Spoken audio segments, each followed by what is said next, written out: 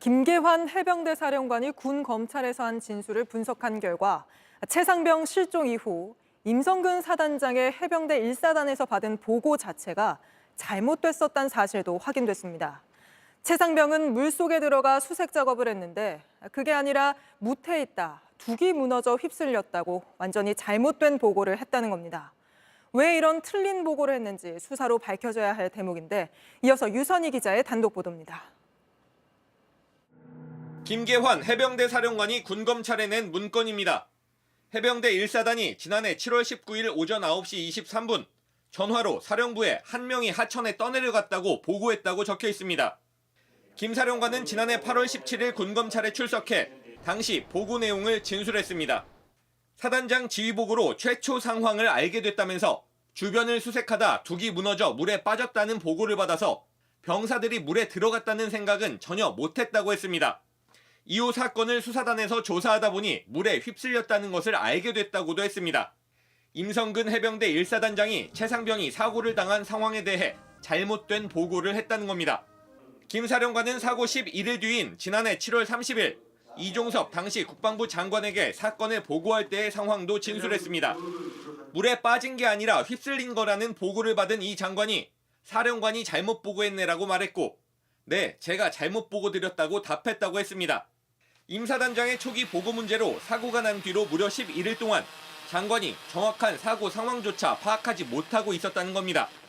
땅에 있다가 둑이 무너져 물에 빠진 건 사고일 수 있지만 집중호우로 물이 불어난 강에 병사들을 들어가라고 했다가 휩쓸려간 건 사고일 수 없습니다.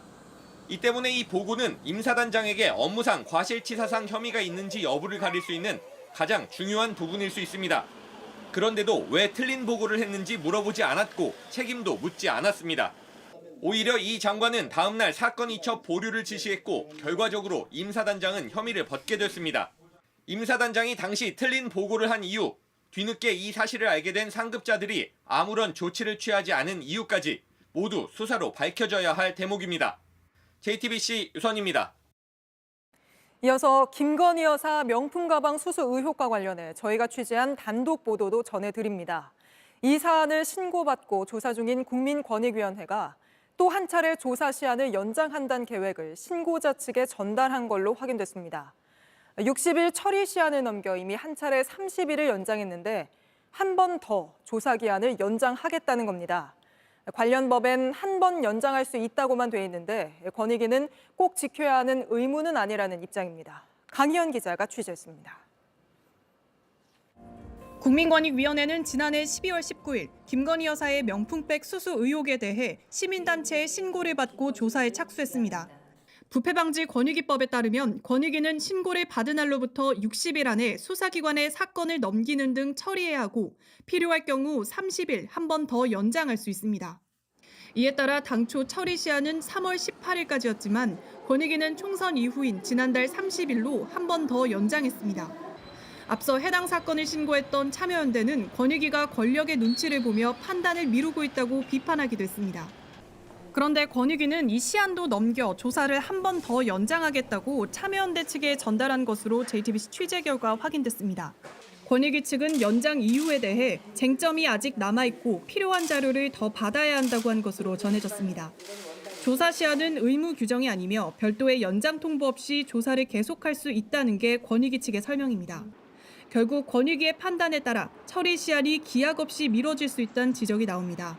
권익위 측은 검토해야 할 것이 많으면 늦어지는 경우도 있다고 설명했습니다. 한편 경찰은 김 여사에게 명품백을 건넨 최재형 목사에 대해선 스토킹 혐의로 수사를 진행 중입니다. JTBC 강연입니다. 안전하게 일할 권리를 달라는 노동자들. 지난 4월 한 달에만 4명이 숨졌다며 대책을 요구하는 배달 노동자들입니다. 이들은 배달 플랫폼 사업자들이 더 빨리 달리도록 부추길 뿐 사고가 나도 아무 책임을 지지 않는다고 지적합니다. 이세현 기자가 취재했습니다. 빨간불을 무시하고 돌진한 승용차에 치여 식물인간이 됐습니다. 자영업 매출이 줄면서 먹고 살기 위해 나선 일이었습니다. 크게 다친지는 몰라서 아빠 보고 싶은데 언제 오냐고 매일매일 물어보고. 속도를 줄이지 않은 시내버스에 들이받친 오토바이 운전자는 숨졌습니다. 배달 일로 생계를 꾸리던 남편이자 아버지였습니다. 사고는 줄지 않고 사연은 쌓이고 있습니다. 지난 한 달 동안에만 배달 노동자 4명이 숨졌습니다. 일반 일터에서 이 정도 인명사고가 난다면 사업장을 유지하기 힘든 수준입니다. 사고가 잦은 이유가 있습니다. 계속 핸드폰을 봐서 핸드폰으로 이제 콜을 잡아야 되는 거죠. 프로모션이 걸리면 뭐 1시간에 6개, 7개를 하기도 해요. 지금 배달하면 돈을 더 준다는 알림은 쉴 새 없이 울립니다. 콜을 잡아야 합니다. 도로 사정이나 주변 차량보다 휴대전화를 더 봐야 하는 이유입니다. 어디쯤 가고 있는지도 계속 입력해야 합니다. 버튼을 4번을 눌렀어야 됐어요. 그래서 그런 전방 주시가 안 됨으로 인해서 이제 사고가 많이 나는 것이고, 배달 노동자에게 가장 큰 위험 요소는 교통사고. 더 빨리 움직이게 만드는 플랫폼 알고리즘은 위험을 키우고 있습니다. 플랫폼 업체들은 이런 사정을 외면합니다. 배달 노동자가 직원이 아닌 개인 사업자라는 게 이유입니다. 책임은 개인이 져야 하고 이걸 알면서도 배달 노동자는 더 빨리 달려야 합니다. JTBC 이세연입니다. 어제 저희가 보도해드린 역사 왜곡 게임 그날의 광주는 한 초등학생의 제보로 세상에 알려졌습니다. 매일 역사책을 읽는다는 이 어린 학생은 게임 플랫폼 측에도 2번이나 신고했지만 아무런 답을 받지 못했다고 하는데 정혜성 기자가 취재했습니다. 군인은 총을 쏘고 경찰은 곤봉으로 시민을 때립니다. 1980년 광주에 북한군이 침투했다며 땅굴까지 등장하는 이 가상현실 게임. 미국 메타버스 게임 플랫폼 로블록스에 올라온 그날의 광주입니다.